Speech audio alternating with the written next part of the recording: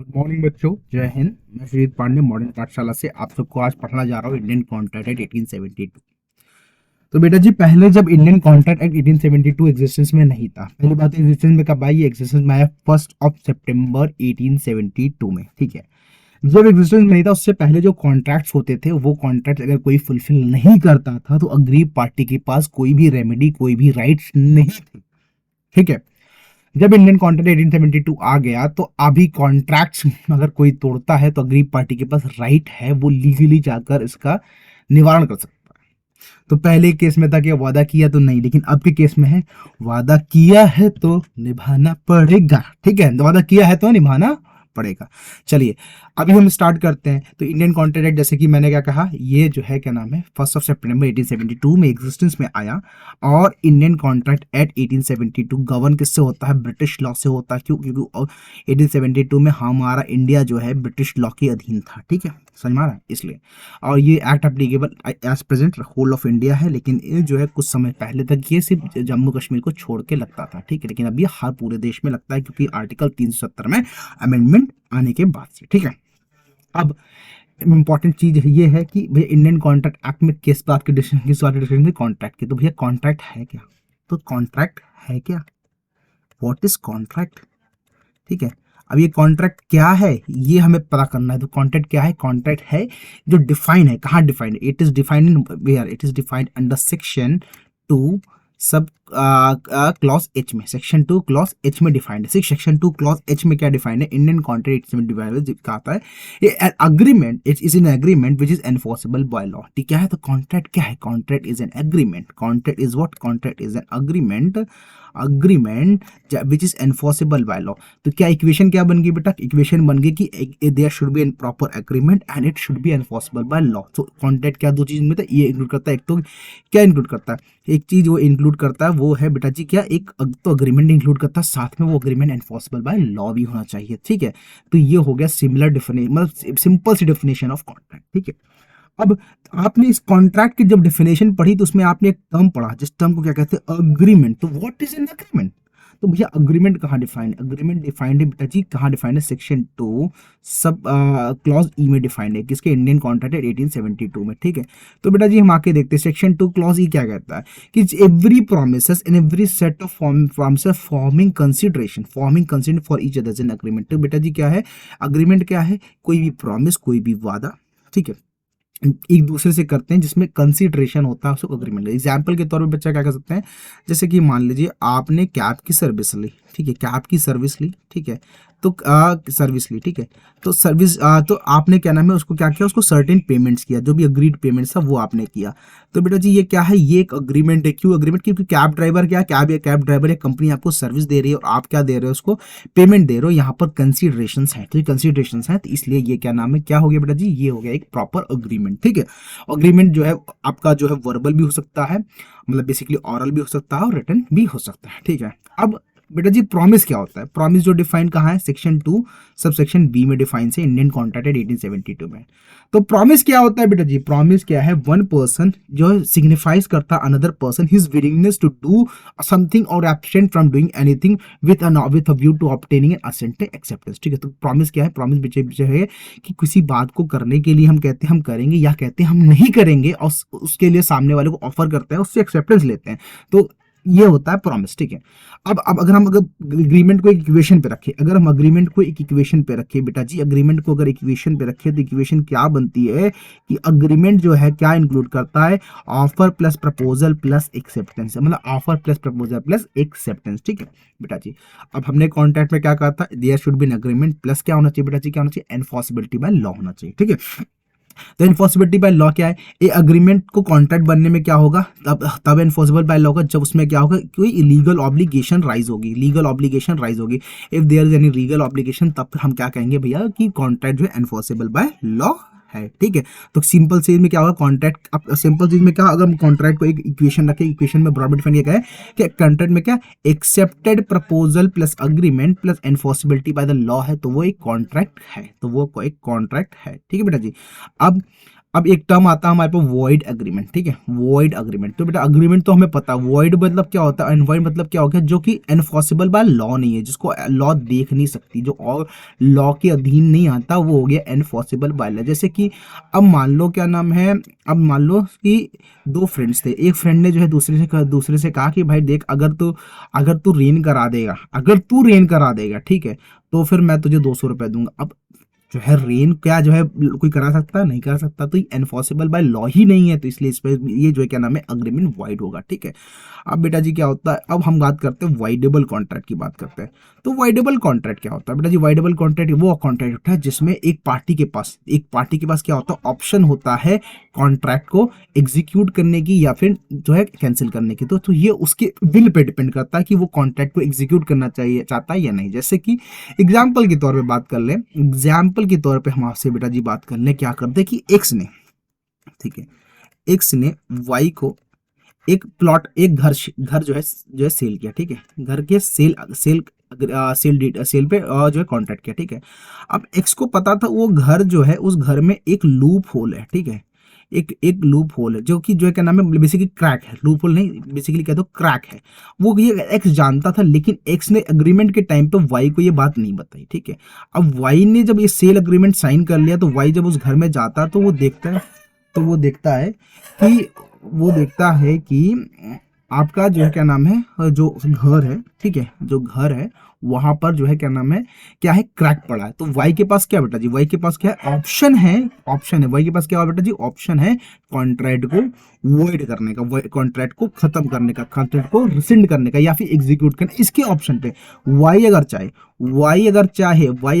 तो contract execute होगा या फिर रिसिंड या फिर कैंसिल हो जाएगा, ठीक है। तो ये it is depend on the will of Y, ठीक है।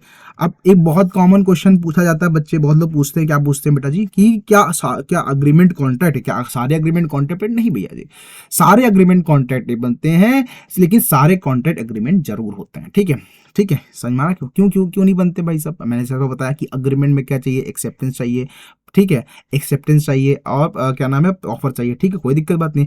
लेकिन कॉन्ट्रैक्ट बनने के लिए चाहिए उसमें वो एनफोर्सिबिलिटी बाय लॉ है, अगर लॉ में एनफोर्सेबल नहीं है तो वो अग्रीमेंट कभी भी कॉन्ट्रैक्ट नहीं बनेंगे, ठीक है, समझ में आ रहा है। कॉन्ट्रैक्ट अग्रीमेंट तभी बन सकते हैं जब वो क्या नाम है, लीगल ऑब्लिगेशन, जब फिर वो लीगल ऑब्लिगेशन या ड्यूटी क्रिएट कर रहे हैं, ठीक है। चलो बेटा जी,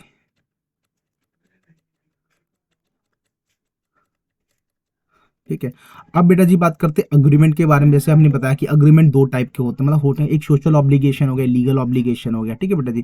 सोशल ऑब्लिगेशन क्या है, agreement giving right to social obligation is not a contract, ठीक है। सोशल ऑब्लिगेशन हो गया, जैसे फॉर एग्जाम्पल मैंने आपसे कहा सुनिए बेटा जी, मैंने आपसे कहा कि ऐसा करिए बेटा जी, आप जो है मेरे को जो है 50 रुपए दीजिए, 50 रुपए दीजिए, और मैं आपको जो है जू घुमाने ले जाऊंगा, जबकि जू की टिकट 100 की है। सोशल ऑब्लिगेशन, बिकॉज मैं आपका टीचर हूँ, आपने बोल दिया, लेकिन मैं नहीं कर पाया, कोई भी कारण वजह से नहीं कर पाया, मेरे पास टाइम नहीं था उस दिन, कुछ भी था, तो ये सोशल ऑब्लिगेशन यहाँ पर जो है जनरली जो है क्या नाम है, ये कॉन्ट्रैक्ट पे नहीं कवर होता है, ठीक है। लेकिन अब लीगल ऑब्लिगेशन जो लीगल ऑब्लिगेशन क्रिएट करती है वो कवर होता है, ठीक है। तो every contract is an agreement but every agreement is not a contract, simple वही जो मैंने आपको बताया, ठीक है। एंड फॉर्सिबिलिटी की डेफिनेशन हो जाती है। अब बेटा अग्रीमेंट और कॉन्ट्रैक्ट के बीच में डिफरेंस क्या है, ठीक है, difference between agreement and contract, ठीक है।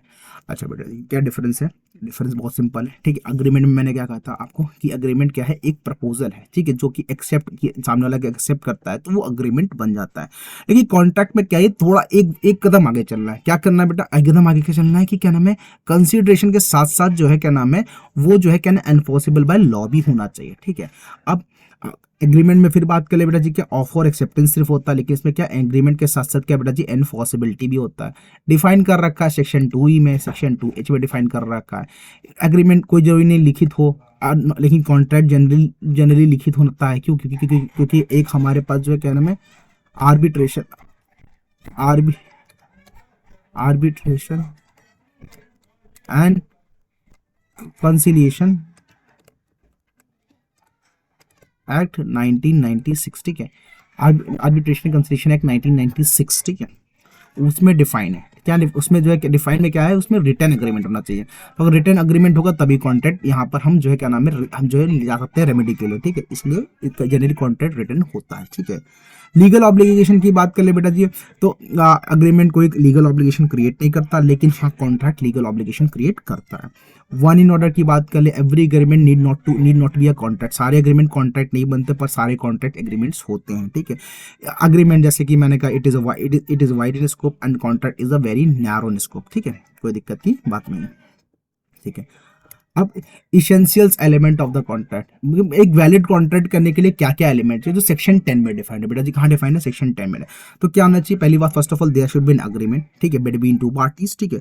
It should the agreement shall the consent had been taken from, मतलब कंसेंट जो होना चाहिए वो फ्री कंसेंट होना चाहिए, मतलब हम क्या नाम है, हम किसका यूज ना करें, हम कोरिजन का यूज ना करें, अनडू इन्फ्लुएंस ना खाए, ठीक है, अनडू इन्फ्लुएंस ना ले, और क्या नाम है मिस रिप्रेजेंटेशन ना करे उसके, ठीक है, और फ्रॉड ना करे, या कोई सी मिस्टेक की वजह से वो अग्रीमेंट नहीं फॉर्म हुआ, ठीक है, तो फिर वो क्या नाम है, ऐसा होना चाहिए। दूसरी बात पार्टी कॉम्पिटेंट होना चाहिए, पार्टी कॉम्पिटेंट होना चाहिए, क्या पार्टी मेजर, पहली बात तो जो कॉन्ट्रैक्ट कर रहे हैं पार्टीज वो मेजर होनी चाहिए, ठीक है। दूसरी क्या नाम है, साउंड माइंड की होनी चाहिए, ठीक है। तीसरा जो है क्या नाम है, वो किसी और कारण से डिस्क्वालीफाई ना हो, जैसे कि क्या वो इंसॉल्वेंट ना हो, ठीक है, इंसॉल्वेंट ना हो, ठीक है, और वो कन्विक्ट ना हो किसी लॉ में, ठीक है, और वो एलियन एनिमी ना हो, ठीक है बेटा जी, एलियन एनिमी ना हो, और साथ में क्या ना हो बेटा जी, वो जो है क्या नाम है फॉरेन सॉवरेन ना हो, ठीक है।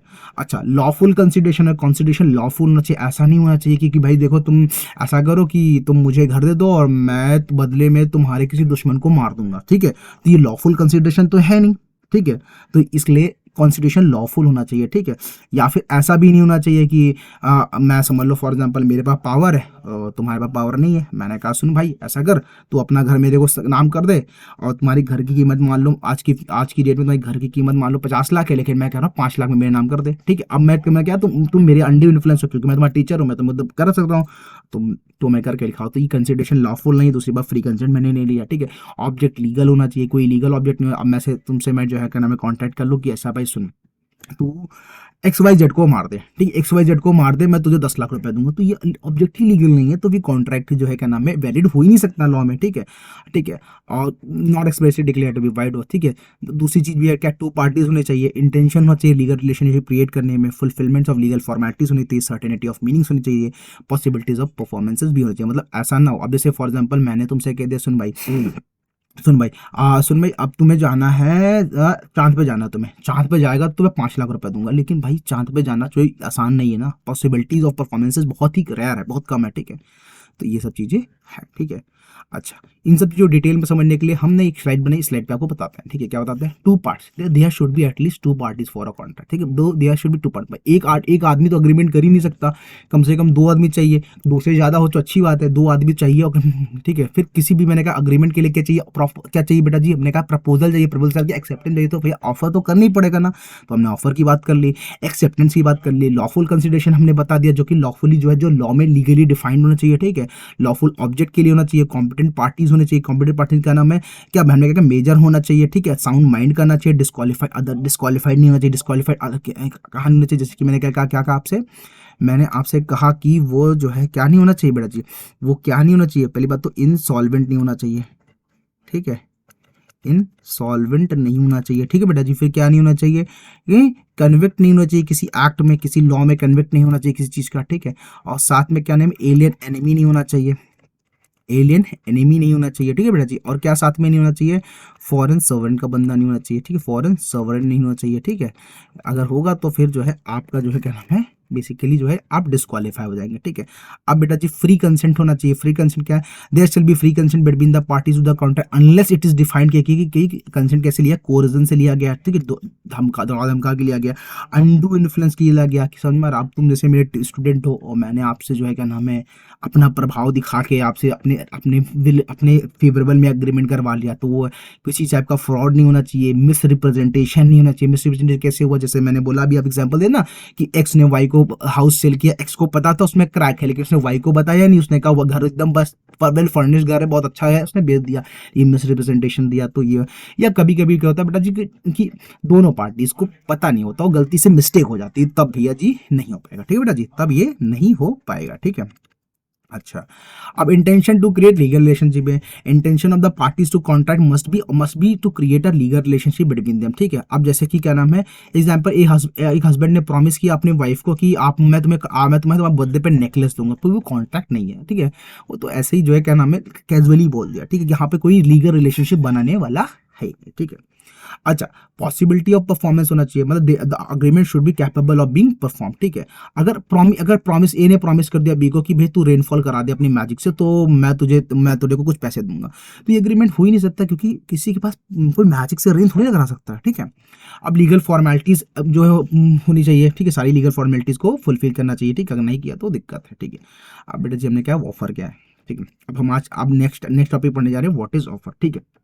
अच्छा, ऑफर क्या है, according to section 2A of the Indian contract act 1872, when one person signifies to another his willingness to do और obtain from doing anything with a view to obtaining the assent of that other to act और सबसे he is said to make a proposal. Basically वही है कि जो proposal की definition है, यानी कि कोई व्यक्ति कुछ करने के लिए सामने वाले से कहता है या कहता है मैं नहीं करूंगा, और उसके लिए वो सामने वाले से एक्सेप्टेंस लेता है, इसे हम क्या कहते हैं, इसे हम कहते हैं ऑफर, इसे कहते हैं हम प्रपोजल या फिर कहते हैं ऑफर, ठीक है। समझ में आ रहा बेटा। अब एक वैलिड प्रपोजल के लिए क्या क्या चाहिए भाई, person making the proposal offer is called the promiser, ठीक है। इसमें जैसे मैंने कहा कि दो होता है, प्रॉमिसर जो ऑफर करता है वो प्रॉमिसर होता है, जिसको ऑफिस जो जिसको प्रॉमिस किया जाता है, ऑफर किया जाता है, वो प्रॉमिसी होता है, ठीक है, या एक्सेप्टर होता है, ठीक है। अब वैलिड ऑफर के लिए क्या चाहिए, the party making it must express his willingness, मतलब अपनी विलिंगनेस पहले बता दे कि करना है कि नहीं करना है, ये पहले ही कर दे, मतलब क्लियर होना चाहिए, ठीक है। जैसे A is willing to sell his good at certain price to B, तो ये इसमें क्लियर है कि ए ने कहा मैं अपना सामान कुछ सर्टेन प्राइस पे आपको बेचूंगा, ठीक, सर्टेन प्राइस डिसाइड हो जाएगी, ठीक है। A is willing to not to dance in a competition if B pays him certain sum of money, उसने कहा इतना पैसा दोगे तो मैं डांस नहीं करूंगा, तो कम से कम क्या नाम है यहाँ पे विलिंगनेस है, ठीक है। Willingness must be express with a view to obtain the assent of the other party to whom the offer is made, ठीक है। अब जैसे ए ने बी से कहा कि he desire to marry by the end of 2023, it does not constitute an offer of marriage by A to B, therefore to constitute a valid expression of willingness must be made to obtain the assent of the other. Thus, if in the above example A further adds will you marry me, it will constitute an offer. तो यह पहले वाला तो offer नहीं था, लेकिन आपने कर दिया तो ऑफर बन जाएगा, ठीक है। And offer can be positive as well as negative, offer positive और नेगेटिव दोनों हो सकता है। जैसे कि जो है ए ने ऑफर किया to sell his car to B for if is an act of doing, ठीक है। So in this case is making offer to B, ठीक है। चलो बेटा आगे बढ़ते हैं, ठीक है, आगे बढ़ते हैं भैया। ऑफर बेटा जी कितने टाइप के ऑफर जो है, ऑफर के काइंड्स क्या क्या है, ठीक है। तो बेटा जी अगर ये डिपेंड कीजिए कैसे किया जाता है, तो एक तो एक्सप्रेस ऑफर होता है, एक इम्प्लाइड ऑफर। एक्सप्रेस ऑफर क्या होता है, जैसे कि एक ने सीधा बी से एक्सप्रेस कर दिया, भाई सुन भाई मैं तेरा घर खरीदना चाहता हूँ, ठीक है। तो ये एक्सप्रेस्ड ऑफर है। इम्प्लाइड ऑफर क्या हो गया, इम्प्लाइड ऑफर क्या हुआ, अब इम्प्लाइड ऑफर क्या हुआ, तुम जैसे कि ए ने बी को जॉब पे रखा, ठीक है, ए ने बी को जॉब पे रखा, और जो है क्या नाम है जब जॉब पे रखा तो ये माना गया कि जो है क्या नाम है जब बी को जॉब पे रखा तो इसने बेसिकली इसको एम्प्लॉयमेंट ऑफर कर दी है, और जो है क्या नाम है उसको सैलरी जो है देगा, तो ये एम्प्लॉयड ऑफर हो गया, ठीक है। अब किसको दिया जा रहा है, एक कभी कभी जनरल ऑफर होता है, एक स्पेशल ऑफर होता है। जनरल ऑफर क्या होता है, जनरल ऑफर हो गया जैसे कि फॉर एग्जाम्पल ए का बच्चा खो गया और ए ने न्यूज़पेपर में एडवर्टीजमेंट दे दी, ठीक है, कि आज जो भी मेरा बच्चा ढूंढ के देगा मैं उसको 1 लाख रुपए का इनाम दूंगा, ठीक है, 1 लाख रुपए का इनाम दूंगा। तो ये क्या हुआ, एक जनरल ऑफर है, जनरल पब्लिक के लिए। स्पेशल ऑफर क्या हुआ, कभी कभी स्पेशल ऑफर क्या हो, जैसे कि जो है XYZ प्राइवेट लिमिटेड ने एक ऑफर दिया अपने एक क्लाइंट को कि भाई सुन, अगर तुम मुझसे 10,000 टन का माल लोगे तो मैं तुम्हें 10% डिस्काउंट दूंगा। तो ये क्या है, ये स्पेशल ऑफर दिया गया XYZ ने अपने क्लाइंट को दिया, वही क्लाइंट ही ले सकता, दूसरा कोई क्लाइंट नहीं ले सकता, ठीक है बेटा जी।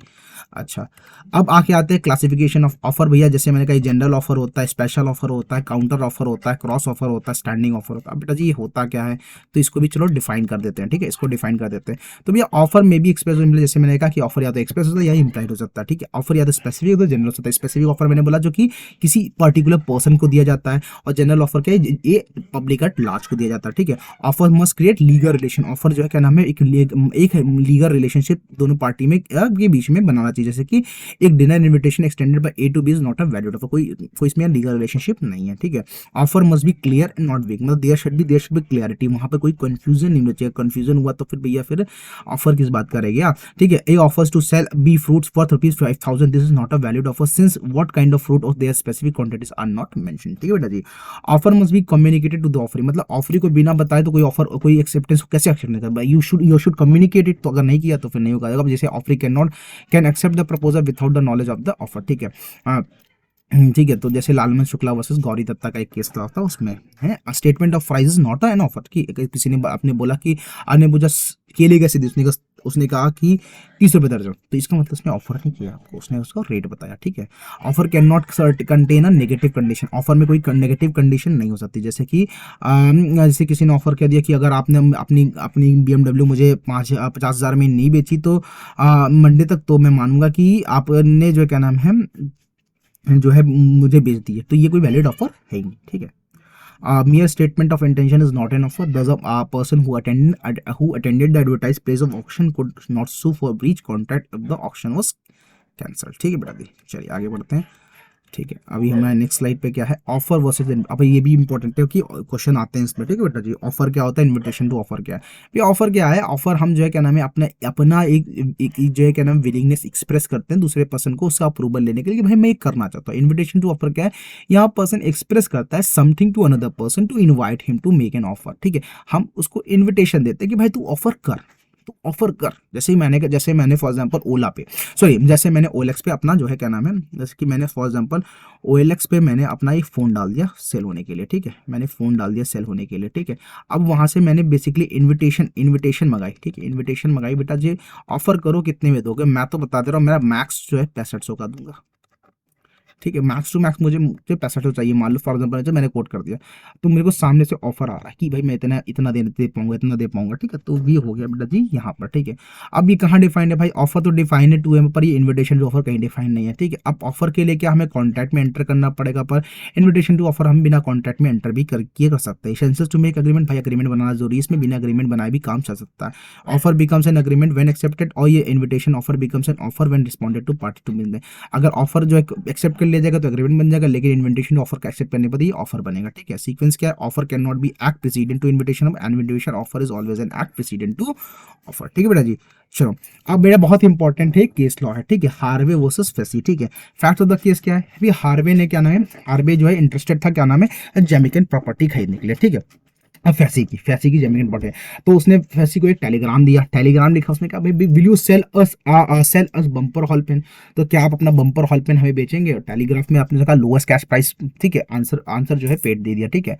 तो फैसी रिस्पॉन्ड किया, भाई सुनो हमने बम्पर हॉल पेन पाउंड 900 का, तो हार्वे ने रिस्पॉन्ड किया ठीक है हम एक्सेप्ट करते हैं 900 हम दे देंगे, राइट। लीड्स भेजो, फिर ने कह दिया कि हम तो नहीं देने, हम नहीं बेच रहे आपको किसने कहा हम बेच रहे, और उसने इस बात पे जो है नाराज हो गया, बताओ केस कर दिया। तो डिसीजन आया, जो जज ने डिसीजन दिया, कोर्ट ने जो डिसीजन दिया वो क्या था कि किसी चीज़ की इन्विटेशन को आप वैलिड ऑफर नहीं मान सकते, ठीक है। और टेलीग्राम सिर्फ ने एडवाइस किया था प्राइस के लिए, ठीक है, उस प्राइस बता दिया। और हार्वे ने सिर्फ जो है क्या नाम है टेलीग्राम जो एक्सेप्ट जो पाउंड 900 जो है तुमने बेसिकली इन्विटेशन टू ऑफर दिया, वो अगर एक्सेप्ट करता है तो ऑफर बनेगा, अगर रिजेक्ट करता है तो ऑफर न तो जो है नहीं बनेगा, ठीक है।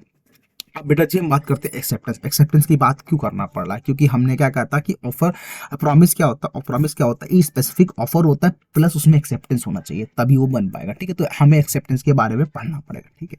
तो एक्सेप्टेंस क्या है, डेफिनेशन ऑफ एक्सेप्टेंस क्या है, जो डिफाइंड गई है section 2B of the act, ठीक है। तो एक्सेप्टेंस मतलब क्या है कि जब when the person to whom the proposal is made signifies his assent there to proposal is said to be accepted, the proposal accepted become promise, ठीक है। यानी कि क्या, जिस बंदे को प्रॉमिस किया गया, जिसको जो है ऑफर दिया गया, अगर उसने अपनी एक्सेप्टेंस दे दी कि भैया हाँ मैं ये तैयार हूं, मैं स्वीकृति प्रदान करता हूं, तब तो भैया वो ऑफर है, वरना ऑफर तब वो जो कह रहे हैं अग्रीमेंट बना, तब नहीं तो वरना अग्रीमेंट नहीं बन पाएगा, ठीक है। जैसे कि ए ने ऑफर किया ए ने अपनी बी को ऑफर किया अपनी कार 2 लाख में बेचने को, तो यहाँ प्रपोजल किया गया, ठीक है। अब जो है क्या नाम है, बी ने मान लो उस प्रपोजल को एक्सेप्ट कर लिया, तब यहाँ पर उसने एक्सेप्टेंस अपनी दे दी, ठीक है। तो accepted proposal becomes a promise, ठीक है। अब क्या क्या इसेंशियल एलिमेंट्स हैं एक्सेप्टेंस के? Accepted must be absolute and unqualified, ठीक है। ये एब्सोल्यूट और अनक्वालिफाइड, मतलब वहाँ पे कोई कंडीशन नहीं होनी चाहिए कि ठीक है, कोई कंडीशन नहीं होनी चाहिए कि हाँ, जैसे फॉर एग्जांपल मैंने ऑफर किया कि अपने दोस्त को कि भाई ऐसा सुन, तो अगर जो है तुम मेरी गाड़ी चाहे तो 10,000 में खरीद ले, तो कहता मैं 10,000 में खरीदूंगा, लेकिन जो मुझे साथ में अपनी बाइसिकल दे दे। तो ये क्या नाम है, ये एक्सेप्टेंस तो है नहीं, कंडीशन लगा दी ना इस पर, ठीक है। और एक्सेप्टेंस कम्युनिकेट करना चाहिए। अब ऐसा भी नहीं मैंने उसको कहा भाई सुन मैं अपनी गाड़ी 10,000 में दे रहा हूँ, उसने मुझे कोई रिप्लाई नहीं दिया, मैंने कहा एक्सेप्टेंस हो गया, नहीं ऐसा नहीं होता ना, ठीक है। Acceptance must be in A prescribed और रीजनेबल मोड, ठीक है, किसी रीजनेबल मोड से एक्सेप्टेंस देना चाहिए। अब ठीक है, तो ठीक है, acceptance must be given with a reasonable time and before the offer lapse. For example मैंने उसको कहा भाई जल्दी बता देना मेरे को, मैं 2-4 दिन में बेच दूंगा। अब 5 दिन बाद कह रहा कि तूने तो मेरे को प्रॉमिस किया था बिना एक्सेप्टेंस के, तूने कैसे बेच दिए? तो 5 दिन में पहले तुम्हें बोला था ना 2-3 दिन में ऑफर दे दो, मैं ऑफर बता दो कि ठीक है, अगर रीजनेबल पीरियड में एक्सेप्टेंस दिया तो एक्सेप्टेंस माना जाएगा। Acceptance can not preceded N offer, ठीक है, एक्सेप्टेंस ऑफर को प्रीसीड नहीं कर सकता, ठीक है। मतलब ऐसा नहीं कि पहले एक्सेप्टेंस दे दे फिर ऑफर करे, नहीं, पहले ऑफर जाएगा फिर एक्सेप्टेंस होगा, ठीक है बेटा जी। पहले ऑफर जाएगा फिर एक्सेप्टेंस होगा, एक्सेप्टेंस से पहले ऑफर नहीं हो सकता, ठीक है बेटा जी, ठीक है। अब acceptance must be given only by the person to whom the offer is made, ठीक है। एक्सेप्टेंस किसको दिया जाता है? जिसने पर्सन ने ऑफर किया। अब जैसे मैंने अपने फ्रेंड को कहा भाई मैं अपनी गाड़ी 10,000 में बेचना चाहता हूँ, तो मुझे एक्सेप्टेंस देगा ना वो किसी थर्ड पार्टी को एक्सेप्टेंस देगा कि हाँ मैं ऐसी गाड़ी खरीदना चाहता हूँ, ठीक है। अब मान लो उसने मेरे एक दूसरे फ्रेंड से कहा कि हाँ मैं ऐसी गाड़ी खरीदना चाहता हूँ, वो कह रहा हाँ वो उसमें, तो ऐसे थोड़ी ना, वो तुम डायरेक्ट मुझसे बोलो क्योंकि मैंने ऑफर तुम्हें डायरेक्ट दिया था, ठीक है। Rejected offer can accepted only on renewal.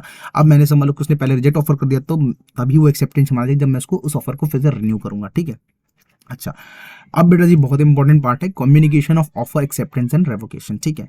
अब communication of offer is complete when comes the knowledge of the offer, ठीक है। अच्छा, क्या नाम है, कम्युनिकेशन, ऑफर का कम्युनिकेशन तभी जो है वो कंप्लीट माना जाएगा जब जो है ऑफरिंग के साथ, जैसे जब मैंने अपने फ्रेंड को कहा कि मैं 10,000 का स्कूटर बेचूंगा, तो मेरे फ्रेंड को जब नॉलेज में आएगा कि जी 10,000 का जो स्कूटर मुझे बेच रहा है, तो ही जो है वो क्या नाम है, क्या माना जाएगा, कम्युनिकेशन कंप्लीट माना जाएगा।